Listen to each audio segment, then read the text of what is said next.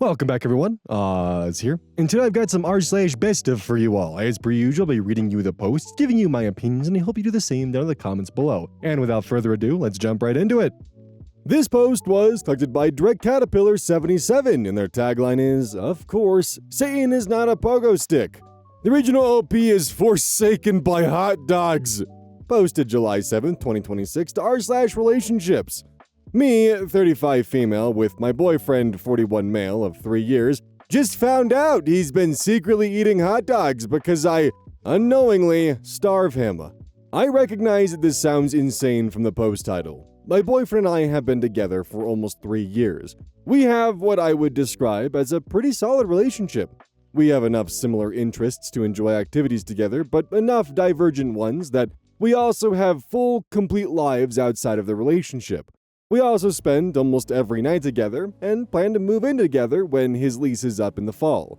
We work about 3 miles from each other and, on some days, carpool depending on schedules.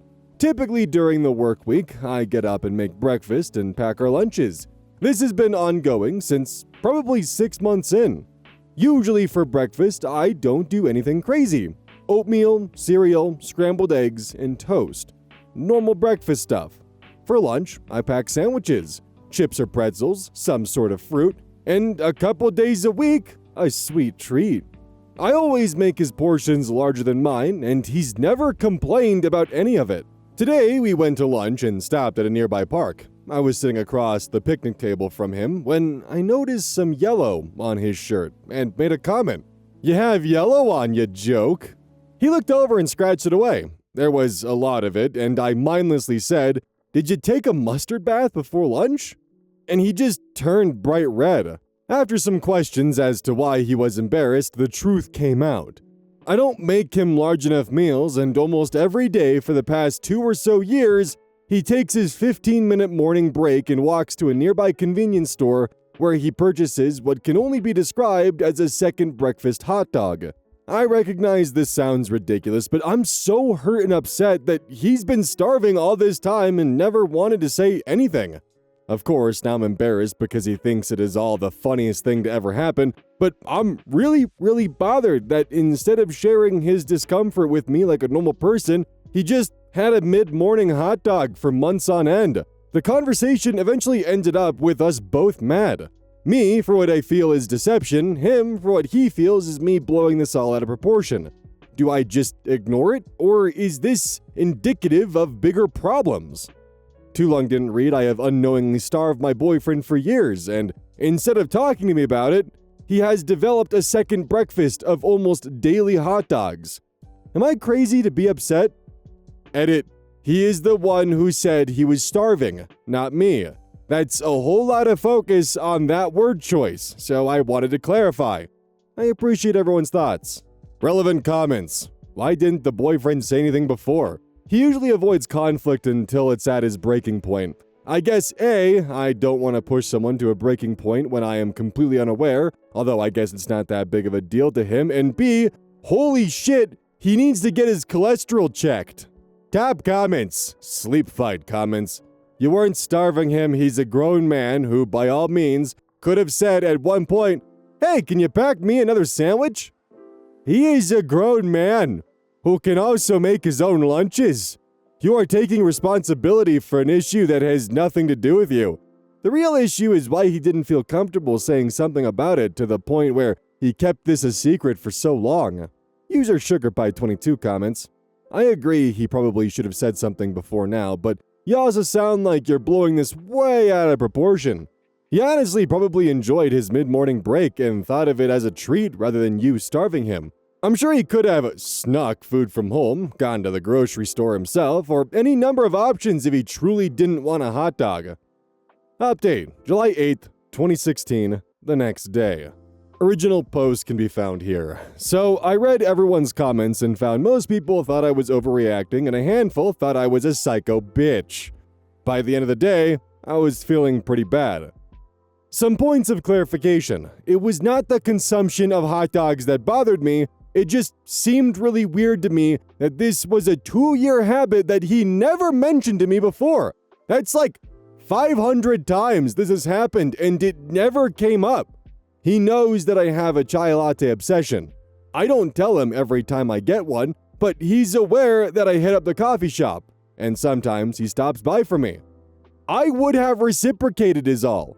We are both detail-oriented people, so oftentimes we discuss the minutia of our days. I don't care what he eats. I'm not trying to portion control anything or be his sole source of food. Most people seem to think I'm a control freak. I am not. He initially was defensive about the secret hot dog parties and told me I was starving him. I got upset because I just wished I had known. I'm not a crazy person who would have been mad.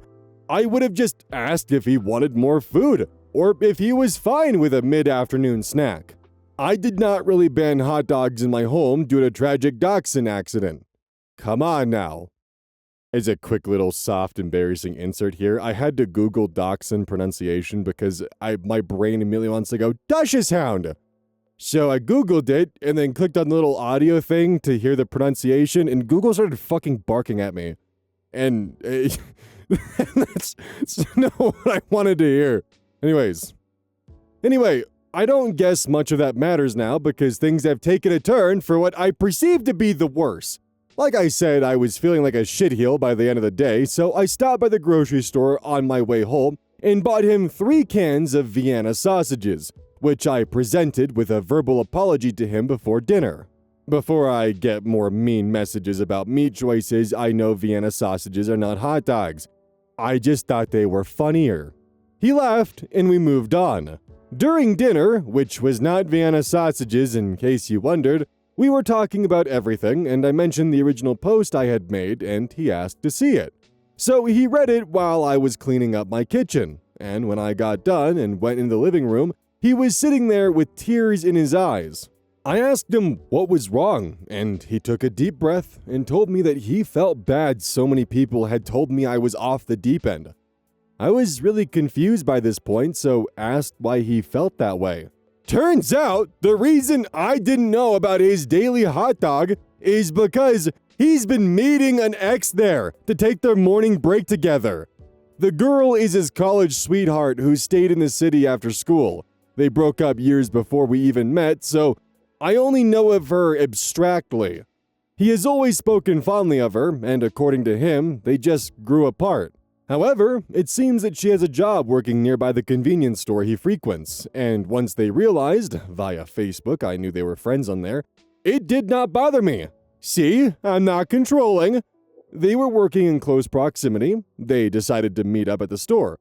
So they go there 4 or 5 days a week, get their snacks, and chat. He says it's just been talking. She's got a boyfriend. He says they don't really talk about their actual lives, they just shoot the breeze.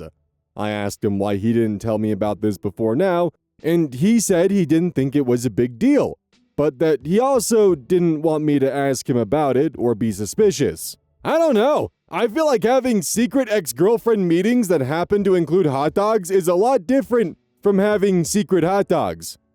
So I guess the update is that I'm still upset, although I feel like now things are maybe more justified. I tried to not overreact, told him that this was all pretty fucking weird, that he has hung out with an ex, briefly as it may be, daily, for nearly 2 years without mentioning it. He said he didn't have any intention of stopping his morning chats with the ex, so I needed to learn to deal with it. I don't know. I honestly just feel really sad and gross right now. Also, he left the Vienna sausages at my place. Too long didn't read, hot dog parties were a front for visiting with his ex-girlfriend. I am depressed and currently have excess apology sausages in my home. Relevant comments, Zoom 42.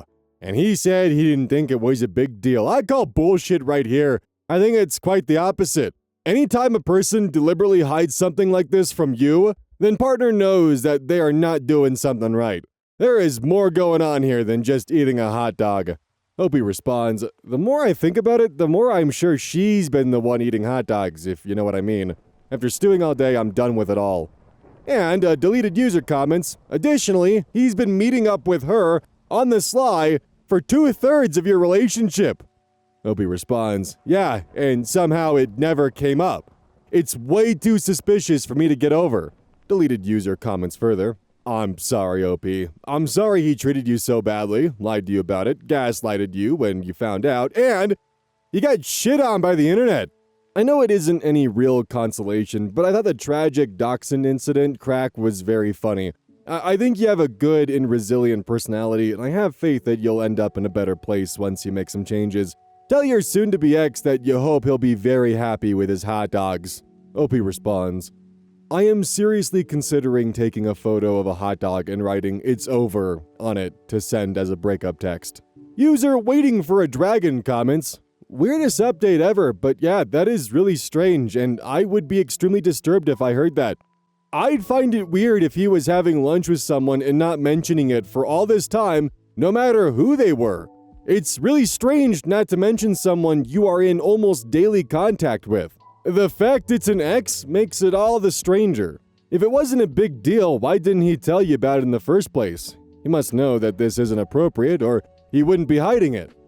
OP responds, I thought exactly, and if I hadn't noticed the mustard on him, would he ever have told me? It's all so gross. Bro is double dipping in the piggy pool. Piggy dipping. Piggy dipping in the piggy pool with the piggies. That's still relevant 5 years later? I am 100% convinced that him pretty much going, back off, I'm starving, was pretty much a diversion to make her entire focus more on the hot dog and not the convenience store breaks, and potentially doing further investigation to find out that for 2 years he'd been meeting up with his ex. The thing is, if he had mentioned previously in casual conversation that he occasionally met up with his ex just during a hot dog break, just for an early morning snack, I know an eyebrow would still initially be raised because it's okay, so you're meeting with an old ex for a hot dog break in the morning? That still doesn't feel right, but you're telling me, so you're not hiding it, which tells me you don't see this as a big deal and you're comfortable enough telling me this that you're meeting up with an old ex. Okay. But finding out that for 2 years, you've been meeting up with your ex? Yeah, that's a massive red flag. Anyways, now that I know that Google has animal noises when you Google an animal, like the dachshund, I'm gonna Google octopus and see what happens.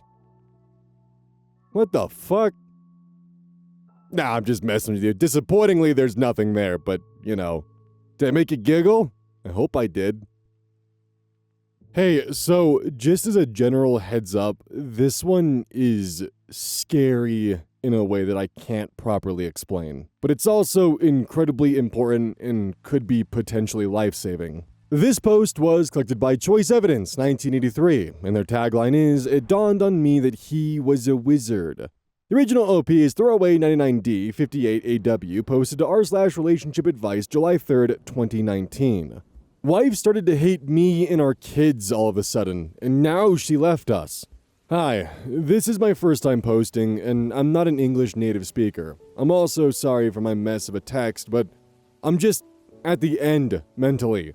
My 38 male, wife, 36 female, started to become increasingly hostile towards me, the kids, and her own parents. Our kids are 12, 9, and 4 years old. I first started to notice it around 1 week ago when our 12-year-old tripped while playing and fell on her face. I ran to her to reassure she was okay, but my wife didn't really bother. She just sat on the bench and watched me and our daughter. That evening I asked her why she showed no reaction, and she shrugged it off and told me that I looked after her, so it's okay. That's not her normal behavior at all. And if that had happened a couple months ago, she would have dropped everything and immediately looked after our daughter. A day after that incident, we ate dinner, and the 9-year-old asked her to pass him the ketchup. She didn't pass it, but responded with, "Why do you want to eat our ketchup?" That caught me off guard, and I was extremely baffled. He asked if it isn't also his ketchup, but she insisted that it's hers and her family's ketchup. I thought she was making a joke, but she looked extremely stern and sincere. So I gave him the ketchup.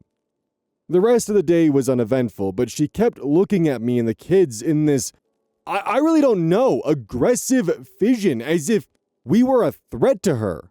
During the last week, I received only one kiss, not a single hug or any other kind of affection. And even if she sometimes smiles at me, it just looks extremely forced. Sometimes she looks at me as if she's searching for something. Obviously, I asked her a couple times if something was wrong, but she always denied it and said everything was fine. The problem is, if she was only hostile towards me, I could somewhat, in some way, understand it. Maybe I annoy her. Maybe she doesn't love me anymore, or she thinks I'm cheating, or I don't fucking know. But she also seems to hate, or at least be neutral towards the children. When they talk about school, she doesn't care. When they have problems, she doesn't care. She doesn't tuck them in at night, and I tell our kids that she's just in a bad mood and has a lot on her plate. But obviously, they know as sure as I do, something isn't right. It really got out of hand when 2 days ago her mother called me, asking me if something is wrong with her daughter. Apparently, she doesn't, or at least only briefly, answers her texts and doesn't want to meet her anymore. She told me that my wife told her that she isn't her real mother, which of course is something horrible to say, and we both don't know why she said it or what exactly it meant. When she asked my wife why she just said that, she excused herself and said it was a joke. She never, or at least rarely, had an argument with her mom. We all had a great relationship up to this week, and I just can't, in any possible way, find out what changed. It kept me up at night because my wife just feels like a different person. Now, I thought about a mental illness, maybe some form of early Alzheimer's, but it doesn't seem to fit her behavior. She had a depression when she was younger, but that's 10 years ago. She was as lovely as one can be, not even 2 weeks ago.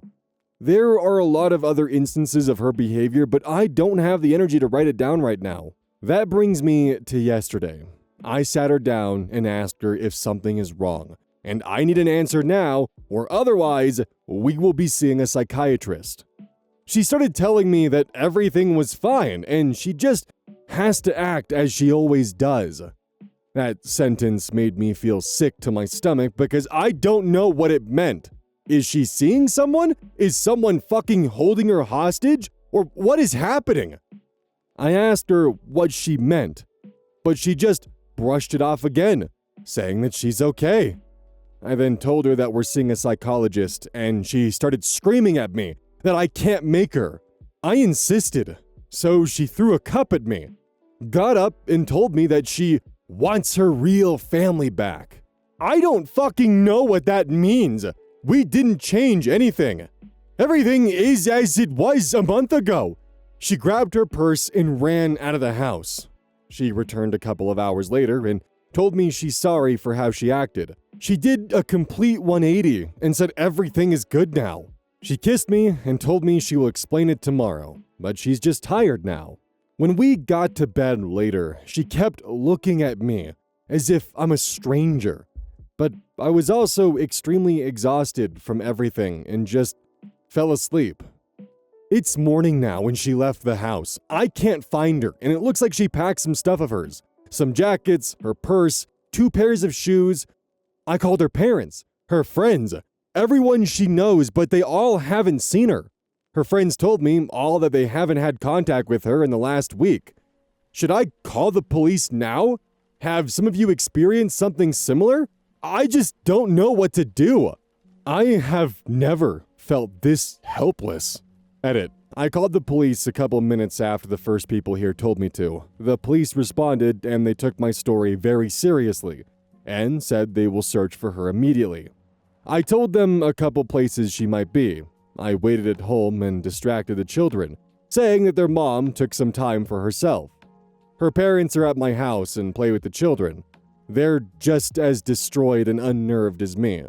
They found my wife an hour ago at the local park, 5 hours after they started searching for her. It doesn't look like she was fleeing or in a hurry, but just waiting, sitting on a bench. They told me, however, that she was extremely hostile towards the police and punched an officer. She's now in a psychiatric clinic, but I'm not allowed to meet her nor anyone else. Doctors are caring for her, and will call me as soon as they know more. Thanks for everyone that replied. I'm extremely worried, and I'm reading into all the mental illnesses you have posted. I just hope it's something they can cure quickly. I still feel like I'm in a bad dream. Relevant/top comments. Commenter 1. I am so sorry. This sounds terrifying. I would call the police right away, absolutely. They may make you wait a full 24 hours to file a missing persons report, but you should get the ball rolling in whatever way you can immediately. In the meantime, maybe check out any places she frequents regularly, and keep the line of communication open with her closest friends and family. Definitely seek out psychiatric help for her ASAP. I wish you the best. This sounds awful. OP's only comment. Thank you. I haven't thought about frequent places. Maybe I'll find her. Yes, I'm going to call the police now. Comment 2. Psych nurse here, you need to look up Copgris delusion. This is what it sounds like is happening. Call the police now. She may be in danger. Commenter 3. Homie, this is way the fuck above our pay grade. This sounds like your wife is having some really serious mental issues. Sounds like she's going through a really bad case of derealization. Possibly she's also schizophrenic. Possibly she got Copgris delusion. Possibly early stages of dementia. She needs help in the worst way, or she's gonna end up doing something really fucking bad. Edit. Call the police fucking immediately, like right now. Also, by the way, I feel this is really important to bring up. That whole you need to wait 24 hours before beginning a missing persons case is a myth. It started as a vehicle for drama. It doesn't actually exist, and unfortunately, a lot of people, and even worse, some police officers, believe that this is the case. The first 24 hours in a missing persons case are some of the most crucial, so definitely don't hesitate one bit. Anyways, to the updates. Update 1, July 5th, 2019, 2 days later. A lot of people seem to care, and I got a ton of encouraging messages, so I'll post an update for you. We live in Northern Europe, for those that asked. Thanks for everyone that gave me their advice. A lot of you have assumed schizophrenia, or the rare Copgris delusion. Some of you assume she was cheating, which is something I won't even address. Thinking about it, Copgris really fit the symptoms, but I just couldn't accept that. Still hoping she was somehow fucking with us, or that it was something mild and temporary and I just overreacted. After they took her in, I drove to the mental institution to give an exact explanation of what happened in the last week. The psychiatrist assumed some sort of schizophrenia. They told me they will look after her, and I should go home to my children. I felt like I was drunk the entire time. I couldn't close a single eye at night. The psychiatrist called me yesterday evening and asked me to come to her office. I left my children with their grandparents and drove for what felt like an eternity. She told me straight up that she strongly assumes that it's Copgris. She never saw a case of Copgris before, but it fits everything she gathered. She explained to me how the past 2 days went down. My wife arrived there, being extremely hostile. She was put in a safe room where she couldn't hurt herself. She calmed down after a couple of hours, and the psychiatrist was able to talk to her. The good news was that she quickly opened up and explained to her what she thinks. She knows that her family and most of her friends have been swapped by clones. She assumed that we, the clones, have sent police officers to get her, and that she was scared of what we might do to her. She flew in the first place because she felt that we might attack her, but mostly to get some space. She still isn't sure if the clones are malicious or not.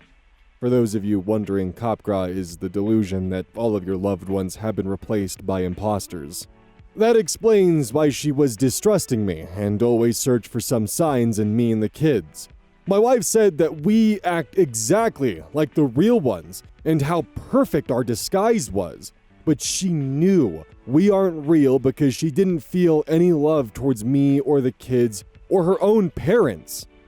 Writing this down feels like a lance piercing through my chest. She also told her how she was trying to hide her distrust of us because she couldn't be sure if we know that she knows that we aren't the real we.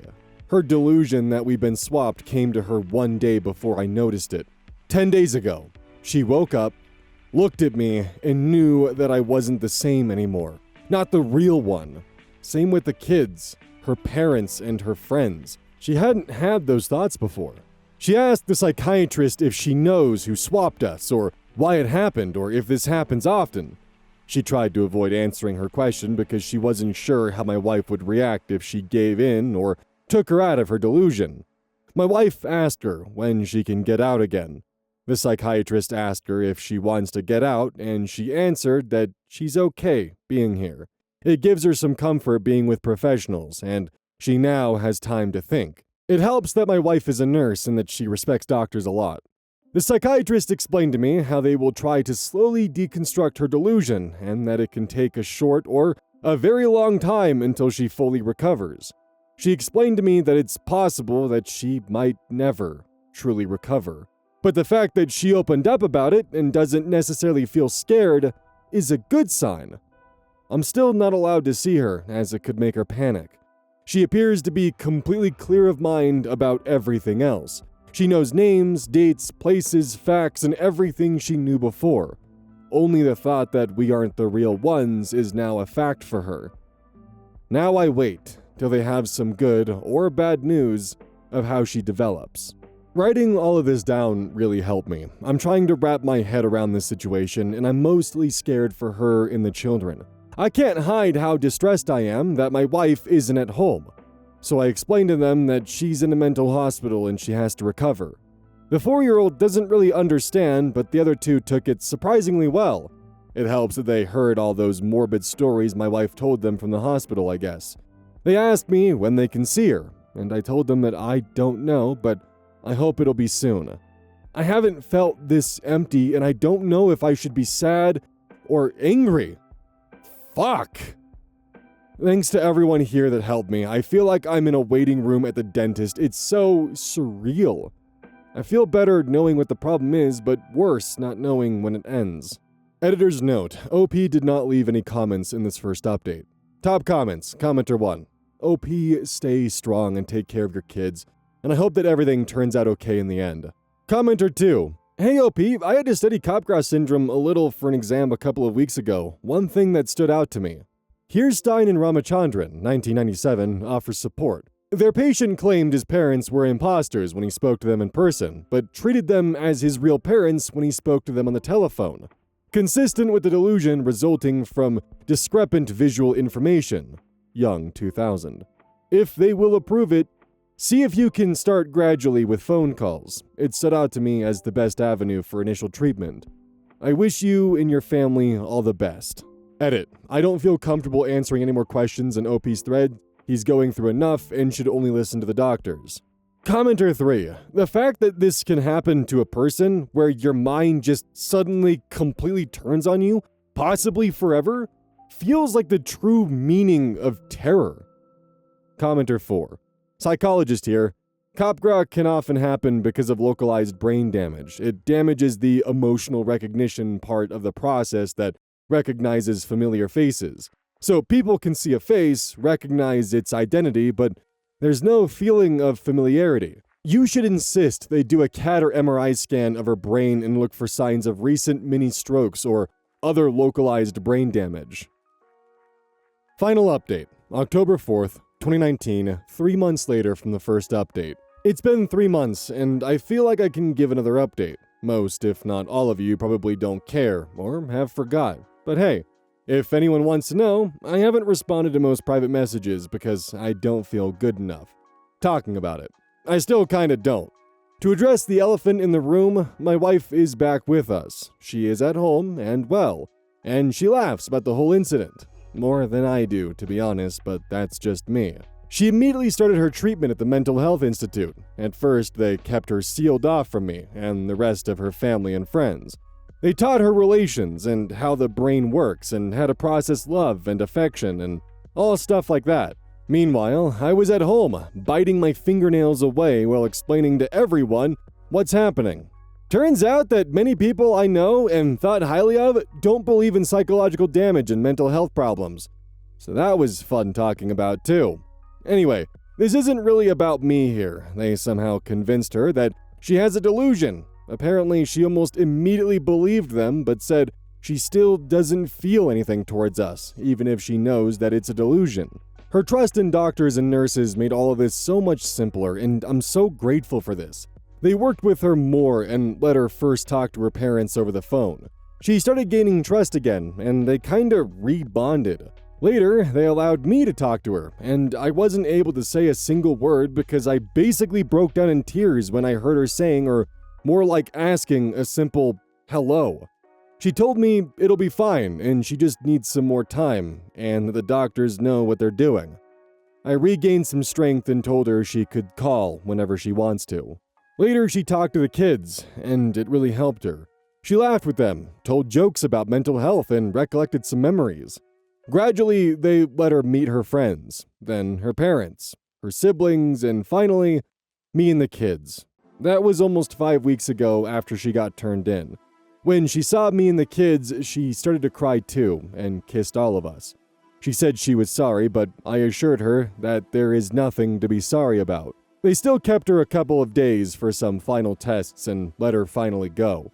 She got back into work fairly quickly, and we have the great relation that we had before all of this. The kids are happy, still don't 100% know what exactly happened. There are still some traces of distrust in herself. She questions her feelings more often and glooms over stuff, but all in all, everything turned out good. Also, it's not 100% clear why it happened at all. She can't recall banging her head against anything or anything different. It feels good writing this down. I want to thank everyone who answered and helped me in the initial post. Thanks to the people that almost immediately diagnosed her and made me call the police. I'm sorry that I didn't answer your private messages. I was quite busy, and talking about the mental health of my wife feels weird and bitter to me. She knows about this post and about the last posts, and sends her love too.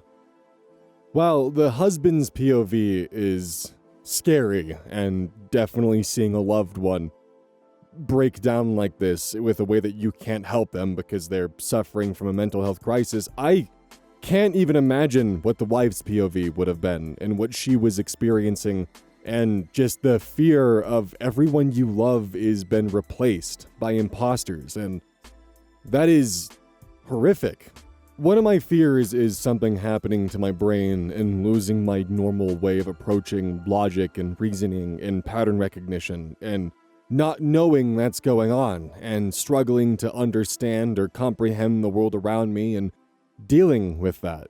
And the thought of, would I be able to recognize that something is inherently wrong and still be unable to understand what? The brain is such a weird but fascinating organ because its neuroplasticity and the way that it can actually recover is both incredible but also scary. The fact that something so simple can cause such damaging effects. My biggest concern when it comes to this story, though, is that she didn't actually fully recover, and she's understanding of the symptoms at play, understands that she's suffering from a delusion, and faking it, so that way she can reintegrate and try to rebuild a semblance of a normal life. But what scares me the most is this happened October 4th, 2019, for the final update. 6 months later, lockdown would occur. I hope for OP's sake and for the wife's sake that she was able to recover, that her brain was able to rebuild those connections, because that would be a nightmare. To have suddenly a government-sponsored pandemic to lock you in a home with people you fully believe are imposters? At least she has the comfort of knowing that her brain is currently her own worst enemy, quite literally in this case, but that fact alone scares the hell out of me. I actually once had a commenter express the fact that they hate that I include the dates because it's useless information, but this is a circumstance where it very much proves the exact opposite. I'm left here just staring at my monitor trying to deconstruct how my brain would react if I would even be able to understand what's going on around me. And if I would be able to realize, like, okay, brain's doing fucky shit right now, gotta take a step back. Because I'm normally pretty good when I feel an emotion of deconstructing it and finding the root of it, but I don't know if I would even be capable of doing that with this kind of brain trauma, and I think it would be wise to move to the next post. This post was collected by Possibility Inside 695. The original OP is you/catgut. posted to r/treelaw. Oh yeah, it's one of those. Originally posted in June of 2024. Neighbor had no idea where the property lines are and cut down my healthy 89-year-old oak because he didn't like trees being near his shed. The title is the initial context alongside this image here. To which OP continues in a comment. Then, upon my pointing out the property stakes he missed, showing that it was about 40 feet into my property, he switched to demanding I pay half the $2,000 he spent to have it cut down. Yeah, that stump is 89 inches in circumference, by the way. I'm just glad I looked out into my backyard and was able to intervene before he had cut down the adjacent oak as well. I got pictures of the stump, the other trees he had cut down at the same time, mostly on his lot, the day laborers in question, the property stakes that were ignored, and the photos from both my front yard and his to demonstrate before and after, as compared to Google Photos. Filed a police report, wife wrote down her recollection of the confrontation, tree lawyer contacted, working on getting a survey. Found an arborist association that offers consulting, let the property manager of the next door house know that this guy took out a few trees in their lot as well. I'm a Virginia resident, and it looks like we have triple damages for timber trespass, so I am being thorough. Let me know if I missed anything. I guess I'm just here to vent. My wife and I are both pretty upset. Roughly a year later, June 9th, 2025. Yes, this is still ongoing. I'll post an update when it's resolved. March 12th, 2026. Yes, still ongoing. Seriously, I swear I'll update when it's done. May 21st, 2026. It is finally done. Here's the update. Careless neighbor update after 2 years, I won. 1 year and 11 months later. Hi folks, this is a follow-up to neighbor had no idea where the property lines are and cut down my healthy 89-year-old oak because he didn't like trees being near his shed, which unexpectedly blew up on the sub. The too long didn't read is that in July of 2024, a careless neighbor trespassed into my property to cut down a nearly 100-year-old healthy oak. He did this because he felt it threatened his shed. It didn't. And he had no idea where the property lines were and didn't bother to check. Then demanded we split the $2,000 he paid to have it cut down. A lot of people requested follow-up, but I wanted to wait until the situation was fully resolved, which ended up taking a lot longer than anticipated.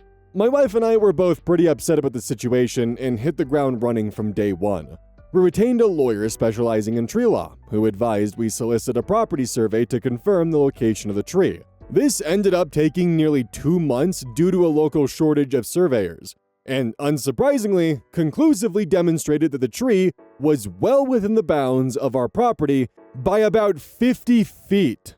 While waiting on that, we hired a TPAQ, a Tree and Plant Appraisal Qualification certified arborist, to examine the stump and photos we provided of the tree pre-cutting. His appraisal was that the tree was healthy at the time of cutting and assessed a replacement value based on trunk formula technique at $11.8K.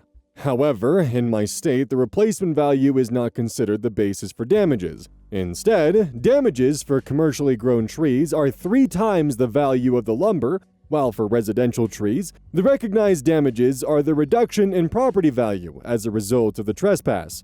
Our lawyer provided a recommendation for a home appraiser to determine this value. I explored a few other possibilities based on my research and suggestions on this sub. In no particular order, we filed a police report, but since it was not a malicious act, they simply dismissed it as a civil matter. Our homeowner's insurance doesn't cover trees in the property, so filing a claim with them was off the table. Our mortgage lender was unconcerned with the reduction in value of the property. Our neighbor's homeowner's insurance wouldn't cover him, since it was a deliberate, if negligent, act. Legal precedent would not support going after the tree service for damages either, since it was our neighbor who engaged their services. The fees involved in the survey, arborist appraisal, home appraisal, and lawyer's fees would not be recoverable. The only damages we could seek would be that loss in property value, which just left suing our neighbor for the reduction in property value. By November of 2024, we had an appraisal in hand, asserting a loss in value of about $10,000. Our lawyer wrote and sent a demand letter, which received no immediate response. After repeated attempts at follow-up and seeing my neighbor walking around his property with a surveyor, now he cares where the property line is, we finally got a response from our neighbor's lawyer in February of 2025. The response basically asserted that the tree was dead and hollowed out, that it was on some forgotten corner of the property and therefore worthless, and that it was an innocent mistake by my neighbor, so oopsie-daisy, not his problem. This pissed me off. My lawyer thought this response indicated that my neighbor's lawyer recognized he had no case, so called him to see if they could hash things out over the phone. Neighbor's lawyer was apparently dismissive, clearly out of his element with tree law, it seems his specialty is tenant law, and hung up on my lawyer. This made my lawyer rather upset and consequently highly motivated to pursue the case further as a matter of defending his professional integrity. As general life advice, I would highly recommend not antagonizing lawyers. So, my lawyer sent a follow-up letter breaking down every point of the defense and why it's nonsense, and included the arborist appraisal and photos that I took the day of, which clearly showed that the tree was healthy, and that the claim that it was dead and hollow was bullshit. My neighbor and his lawyer didn't reply, so at this point, nearly a year after the actual incident, we finally filed a lawsuit, and this still didn't seem to spur my neighbor into taking it any more seriously. The court system did its thing, slow as ever, and by fall, assigned us a court date for summer of 2026. Then there was a whole lot of radio silence until, lo and behold, come February, my neighbor must have realized that he was actually going to court for a lawsuit he was unlikely to win. Suddenly, he wanted to negotiate, offering a very generous $2,000. LOL, no! We began actual negotiation and the numbers started to rise. Apparently, my neighbor was yelling at his lawyer by this point. Eventually, we settled on $7,000. I was a bit disappointed by this, but my lawyer gently explained that going to court would mean more billable hours, plus having to pay for the time of our expert witness, surveyor, arborist, and appraiser, plus any additional fees that would go into actually extracting the money from this moron if/when we won. And those would eat up the difference even assuming the judge fully sided with us. At this point, our total expenses were just under $5,000 out of pocket, so we would still come out ahead. There was some additional nonsense with our neighbor asking to pay in installments, but in the end, our lawyer received all payment and it cleared to our trust account. So in total, it took nearly 2 years, many hours of emails and phone calls, and almost $5,000 out of pocket to ultimately receive a $7,000 settlement for an appraisal of $10,000 of damages. And that's where this ends. It was a lot of time and effort to ultimately walk away with a fraction of the damage done. There's a hole in the tree line that I don't care for, a depressing stump where that huge oak used to be, and a neighbor who I can only hope has learned some lesson. Either way, I've built a rope fence that careless workers can't ignore as readily as property markers, but doesn't restrict the movement of animals through the neighborhood. I like seeing deer and foxes and trees around me, thank you very much. You read about the karmic justice cases where someone gets a 6-figure payout, but from my research, I gather most cases of tree law go more like this. Most trees just aren't that valuable outside of exceptional circumstances or treble damages. And it takes a lot of money to actually engage the legal system to force an outcome. God, do I know that. My wife and I are very fortunate to be in a position where we could afford to spend so much out of pocket in the hopes of getting repaid at some unspecified point in the future. A lot of people don't have that luxury, and unfortunately, that means little recourse in a situation like this. I'd like to share a comment I found during my initial research as I was reading so many comments on my previous post setting 1-month reminders and certain that I was about to receive a massive payout. This was one that stayed on my mind. Quote, I want to manage your expectations. Most of the time, tree law isn't like bylaw. You can't call someone and they'll issue a fine for your neighbor to pay you. Instead, you would usually call and pay for a consulting arborist to come and evaluate the loss of the tree and replacement cost. Then you would hire a lawyer and pursue your neighbor for the cost to replace the tree. It would likely take months or years. you need to pay out of pocket for the consulting arborist and the lawyer, as I doubt anyone would take it on contingency. You can attempt to be made whole through the civil court system, but it's not quick, and it will destroy your quiet enjoyment of your property. This sub can be great because you'll learn about how people receive huge amounts of compensation in treble damages states. The reality, though, is that litigation is very costly and very stressful." End quote. Spot on! Do I regret the decisions that brought us to this point? Hell no! If our neighbor hadn't been such a blithering idiot by denying responsibility at every step along the way, we could have resolved his error with more money in both our pockets and his. He instead, after being proud of having only spent $2,000 to have the tree unnecessarily cut down, chose to end up paying an additional $8 to $12K between the settlement, survey, and legal fees of his own. Sucks to suck. In summation, neighbor cut down our tree, neighbor demanded we pay him $1,000 for doing it, neighbor had a lawyer experience instead, neighbor paid us $7,000, we walked away with a bit over $2K after expenses. If you read this far, thanks for bearing with me. I've got a plane to catch, but if anyone has questions, I'll try to answer them when I can. I know it's not the most satisfying tree law, but at least he did get a sense of comeuppance. Not a perfect amount though, and definitely not what was deserved, and OP should have gotten legal fees, a new sapling, and stump removal, all covered by this jackass. But at least OP won. I also can't stress enough that this is a very accurate portrayal of what the legal system is like. It is hell to go through, costs a lot of fucking money, and it just drags on. I'll see in the future if I can hunt down some tree law posts that are more, satisfying than this one. This one still was satisfying and frustrating in fun ways, but definitely not as good as some of the other tree laws we've encountered in the past, so I'll see what I can find. And as I was recording this, Google Drive updated their logo, and it looks like shit. I got rid of the red. It looks horrible now, and it's curvy. I don't like it. It's gross. Alright, I got some good news and some bad news. First of all, don't forget, go to KEYZ and check out Gamer Subs. Every purchase made supports the channel directly, and you guys have been just awesome with that. Now, good news is the new area with the new desk is getting close to streaming. This is not the area that I plan on streaming from or doing like the face cam content. This is the temporary area that I will have while I actually build the new area. The bad news, though, is that a lot of the audio hardware that I was hoping and banking off of doing the job to make things easier doesn't quite exactly do what I was hoping it would. Although granted, I'm hoping that it's because I'm running it off of kind of an underpowered iMac right now, and maybe it just can't keep up with what I'm trying to do.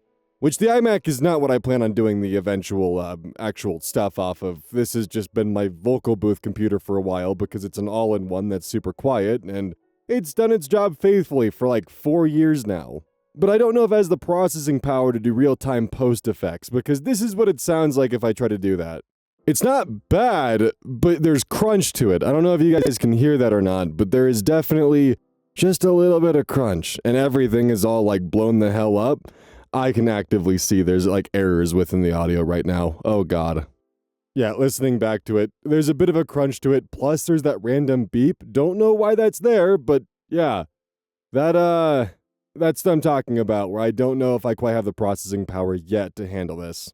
And what you heard there is after about 2 hours of tuning, so the initial stuff was definitely not even close to being as good as that. It's just, there's definitely a bottleneck. It's my old iMac. I'm kind of sad because this thing has been a trooper, but, when I do the big upgrade, it's probably going to be time to retire her.